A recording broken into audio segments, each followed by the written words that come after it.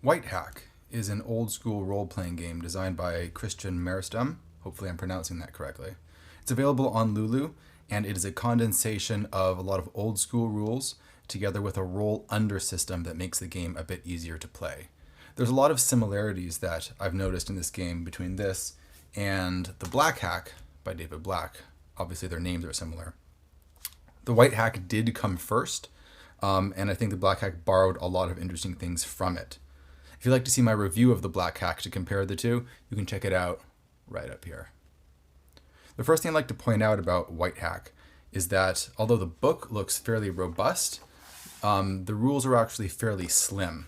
I have an edition of the book where the last probably 75% of it is pages for you to write down notes for your campaign.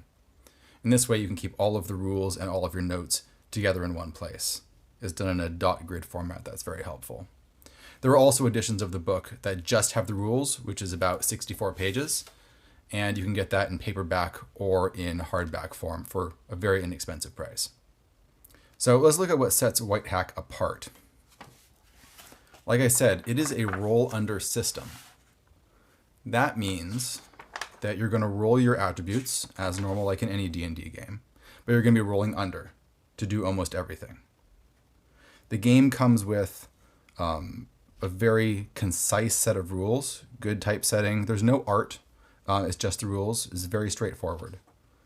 3 basic character classes, the deft, the strong, and the wise, which roughly maps onto thieves, fighters, and wizards, although they're more general and therefore much more adaptable to whatever conception that you have of those classes in your world.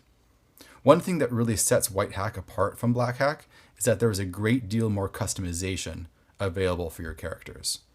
It's very easy to map specific worlds, specific abilities, and different races and so on onto characters to really make them fit the flavor of your world and so that they will also have a mechanical effect. I'll talk a little bit about how that works. Each of the classes, let's look at the deft first. You have an XP list of XP requirements. It goes up to level 10. We have hit dice value for their hit points. We have AV, which means attack value. You need to roll under that to hit an enemy. And you have a saving throw. Saving throws are unified, so there's only one number you have to roll in order to save yourself. You also have something called slots. All of the different classes have slots, but the slots are used for different things, mostly for different abilities. And it's one of the things that really sets the different classes apart from each other. You also have groups, which is a big distinguishing feature. I'll talk a little bit about that later. So let's look at some of the abilities. You also have raises, which tells you when you're allowed to raise your stats. So the thing about the deft is that they use their slots to put in things like creatures or weapons that your character is especially good at. And when you put one of those things into your slots, then once per day you can use it for an extraordinary effect. For example, you might use a bow that you've added to one of your slots to make a shot that any other class couldn't make. It allows you to specialize in a way that's very thematic for thieves. They also have a couple of abilities that represent backstabbing in a certain sense. You can use combat advantage to do a bunch of extra damage if you attack from an advantageous position. You also have the strong. The strong is obviously a fighter type. And you can see their stats down there. And their main thing is that they use their slots to add fighting abilities. There's 8 different fighting abilities available, and you can have up to 4 of them by level 10. So there's customization involved here. You really do customize how your character fights and what they're good at in combat. The wise, of course, is the spellcasting class, although the book does point out that spellcasting could mean doing magical inventions or technology or anything else that's mysterious and powerful. They're not called spells in the system, they're called miracles, which I think is intended to be a little more vague. Slots, of course, are used for miracles. Each slot actually has 2 miracles that are put into it, and then you have to switch them back and forth. I think it takes a day to switch them back and forth. So Your slots are filled up with different special abilities, and then you can train them to customize them how you want from day to day, giving you options at all times. It's an example of our character sheet.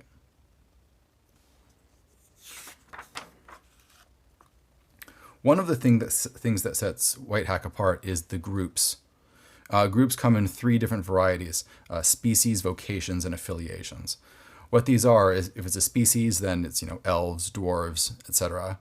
Vocations is something like a class, and affiliations is connection to a faction of some sort. And what you do with groups is you write them next to one of your 6 abilities. So for example, if you had an affiliation with a thieves guild, you might write it next to intelligence or dexterity or whatever was appropriate. And then if you ever did a roll that was a dexterity roll and was related to that group, you gain advantage. You roll 2 20-sided dice and you take the better one. Very similar to in 5th edition. Although in this book it's called, it has a different term, but it's essentially the same thing. One of the advantages of having a deft character is that the deft characters do not write their groups next to a particular ability. Instead, it's kept as a general group and it can apply to any of them. This makes the deft characters much better at using their groups to their advantage. Species are written next to 2 different groups. This allows a great deal of customization and a lot of flavor to be added to your characters in such a way that it has a mechanical effect. For example, if your character is a wise character, they're essentially a spellcaster, you might have them with an affiliation to a knightly group, or have a vocation as a barbarian. So although they're spellcasting, they would have the flavor, including mechanical benefits, of different types of groups that you wouldn't necessarily associate with spellcasters.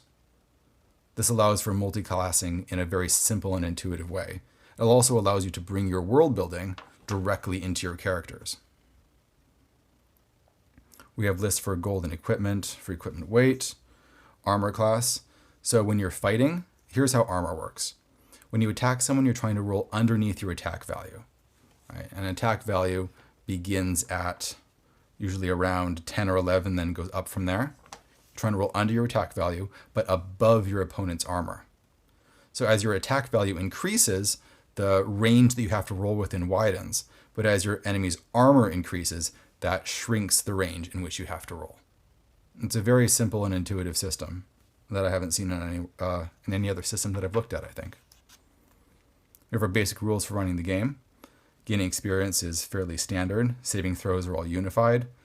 Task rolls are what you would expect. You're rolling under your abilities, possibly modified by the game master if they're especially difficult or easy. Rolling pairs, what's the term here? Positive double roll. A positive double roll means advantage in this system. If you roll pairs, then there's an additional effect. Contests, auctions. I want to talk about this in particular. Auctions is a very interesting mechanic that I think is unique to Whitehack. Essentially how it works is if you have several characters competing for something, you can run the competition like an auction. How it works is that your 2 characters choose the attribute that they're going to use. Say it's dexterity for a race or something like that. Say one character has a dexterity of 10, one has a dexterity of 15. What the 2 characters do, let me grab some dice here. They each roll a 6-sided die in secret. So this guy secretly rolls this, adds it to his 15. Now he has 19 for the purposes of this contest. But he doesn't show this to his opponent. And the other guy rolls a 6. So 6 is added to the 10. This guy has a 16 for the purposes of this contest. Then they take turns bidding, starting at 1 and working their way up. So for example, this guy might say, I bid 2. What he's saying is that he's going to roll between 2 and his total dexterity. In this case, 15 plus 4, 19. He says, but his opponent doesn't know how high his dexterity really is in this case. And then this guy might raise it. He might raise the number higher. I'm going to bid a 5. So I'm going to roll between a 5 and my total dexterity. They go back and forth. Each time that they're raising, they're adding a narrative element to the story. So they're saying what it represents fictionally when they're making this raise. Finally, when they're done raising, whoever has the highest bid makes the d20 roll, trying to roll between the number that he bid and his dexterity. If he succeeds, then he wins the contest hands down. If he fails, then it goes to the next person, the next lowest bid, and they roll to see if they can make that in-between roll. And then all the way down if there were other competitors. Whoever gets in between those two numbers first is the winner of the auction. So it's very quick, and it brings a lot of tension into the story. You can kind of tell who's ahead and who's behind, because you know what people's attributes are on their sheets, but you're not sure what they rolled on the six-sided die. And then you can finally resolve complicated contests very quickly and with a lot of interesting narration. That's a rule that you could easily import into something like 5th edition, or really any game that uses attributes. We have movement rate, combat. I've mostly explained how that works. Most things are pretty straightforward if you've played any old school D&D type games. You have attacks of opportunity, combat advantage, where it gives you +2 attack value and +2 damage. Your special combat options that you can add optionally, of course. Magic is hard to cast in combat because it's slow. Characters are fairly weak and they can die quickly. There are rules for making saves if you're below 0 hit points to try and survive. But characters will usually die pretty quickly if they're not careful. It does have an interesting rule where it recommends that when a character dies, you can have them take on a ghost form and continue to play in this ghostly form for the rest of the session, giving players advice and possibly combating other undead or ghostly enemies the players run into. Now, here's how magic works. If you're a wise character, and so you're creating miracles, miracles are very free form. You and the game master decide what your miracles are. They should be appropriate for the world and for the class that you are.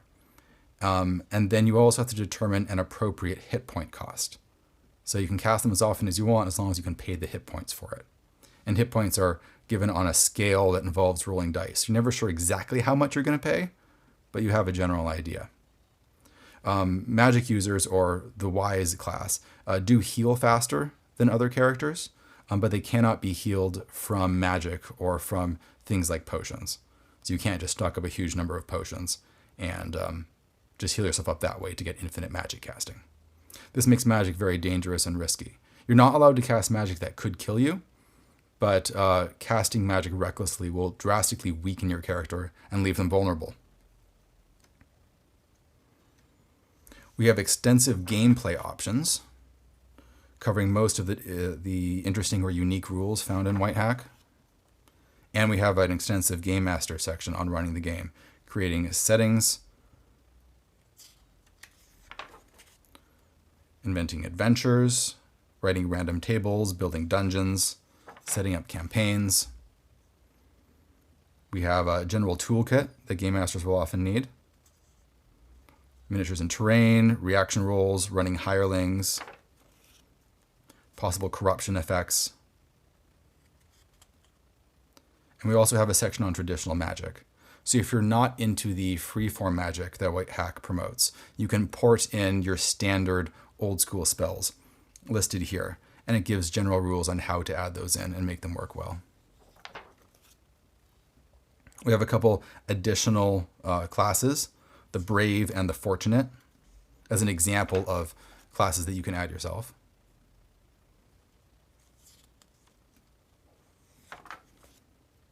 We have a section on monsters, creating them and running them. A nice 2-page layout full of lots of basic monsters with their stats, allowing you to easily grab them and throw them into the game. And some more worked out examples. We also have a section on magical artifacts and using them, along with a nice big list of ones pre-made for you. And we have a whole campaign designed for you to run, called the White Curse. It's broken into several different sections and gives a great example of how you can set up a campaign for players to play. From looking through it, it looks fairly open, which is great. It doesn't have precise things that have to happen in a particular order. There's a lot of room for freeform exploration and interaction, which I think is great for an opening campaign. It also shows some great techniques for laying out your information to make them easier to reference during play. Writing up an encounter table, for example, or creating these mental maps where you have all the different factions and you're showing the relationships between them. That's a great shortcut to helping game masters keep track of who wants what from who. An interesting way to lay out dangerous locations.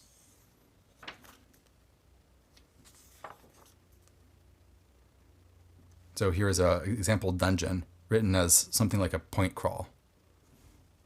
You don't need to have a lot of artistic skills to lay out dungeons in a format like this. Now at the back we have something very unique, and this is 2 pages of simply randomized numbers. The numbers 1 through 20, and here we have the numbers 1 through 6. And those are the only dice needed in Whitehack, D20s and D6s. So with a page like this, you could simply get a pencil and just jab it at a random place on the page and generate the numbers, allowing you to play Whitehack without any dice, which is great. I haven't seen anyone else try and do that. We have troubleshooting, which is a great thing to have that most books don't. We have a short terminology page, which is great for reference, and a good index. And then, like I said, at the back, we have lots of pages for notes. But this is the note version or the notebook version of the game. You can get a shorter version without all of that for much cheaper. All in all, a very fascinating game with a lot of great ideas that seem unique to it, which I have not seen replicated in other games. Things like the auction mechanic especially is a great thing that you could add to any other game to really spice it up. Especially those pages of random numbers where you can play it without dice. That's such a great idea. You could play this game in the car or on the bus and not have to roll anything. So please check this out if you enjoyed the Black Hack and you want more options for your characters and ways to really integrate them into the world and to give them a lot more customizability. That's it for this video review. If you enjoyed it, please subscribe and see more role-playing game reviews from my channel. And thanks especially to all my Patreon patrons. If you're interested in supporting the channel, please check out my Patreon page. And thanks all for watching. See you guys later.